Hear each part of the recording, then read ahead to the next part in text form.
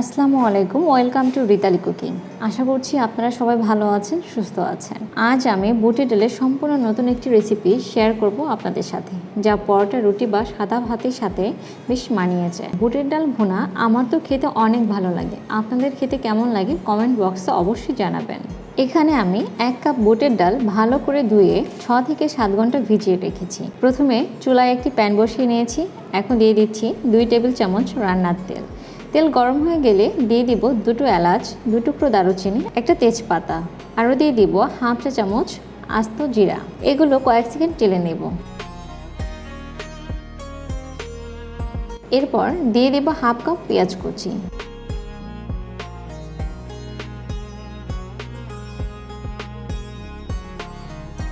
পেঁয়াজের রং বাদামি হয়ে আসলে দিয়ে দিব 1 চা চামচ আদা বাটা, 1 চা চামচ রসুন বাটা। এগুলোকে ভালোভাবে ভেজে নেব যাতে আদা রসুনের কাঁচা গন্ধটা চলে যায়। এবার গুঁড়ো মশলাগুলো দেওয়ার আগে হাফ কাপ পানি দিয়ে দিচ্ছি যাতে মশলাগুলো পুড়ে না যায়। দিয়ে দিচ্ছি হাফ চা চামচ ধনিয়া গুঁড়া, 1 চা চামচ মরিচ গুঁড়া, হাফ চা চামচ হলুদ গুঁড়া। মশলাগুলোকে ভালো করে কষিয়ে নেব।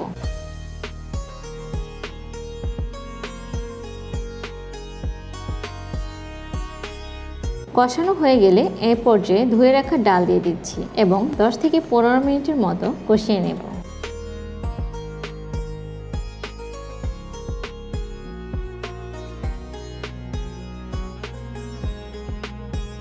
এখন দিয়ে দিচ্ছি পরিমাণ মতো পানি। এবার নেড়েচেড়ে ভালো করে মিশিয়ে ঢাকনা দিয়ে ঢেকে সিদ্ধ হওয়া পর্যন্ত অপেক্ষা করব।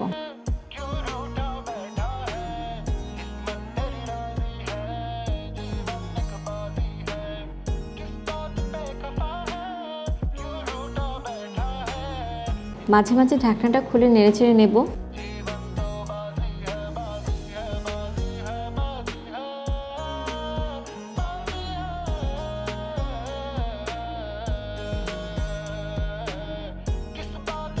এই পর্যায়ে ডালটা চেক করে নিচ্ছি। দেখতেই পাচ্ছেন ডালটা সিদ্ধ হয়ে গেছে। এবার একটি প্যানে বাগারের জন্য দিয়ে দিচ্ছি 2 টেবিল চামচ রান্নার তেল, 2টা শুকনা মরিচ, 2 কোয়া রসুন কুচি, একটা বড় সাইজের পেঁয়াজ কুচি। এগুলোকে ভেজে নেব।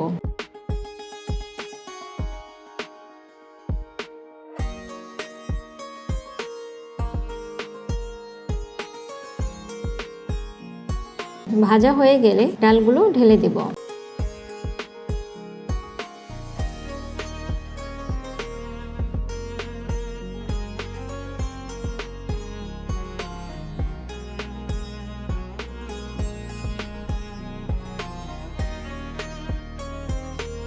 এখন দিয়ে দিচ্ছি কিছু ধনেপাতা কুচি, 2টা কাঁচামরিচ আস্ত ও 2টো মরিচ মাঝখান থেকে ভেঙে। এটা শুধু সুন্দর ফ্লেভারের জন্য।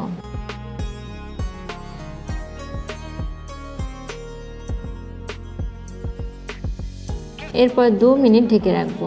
এরপর ঢাকনাটা খুলে দিয়ে দিচ্ছি হাফ চা চামচ টালা জিরা গুঁড়া, হাফ চা চামচ গরম মশলা গুঁড়া।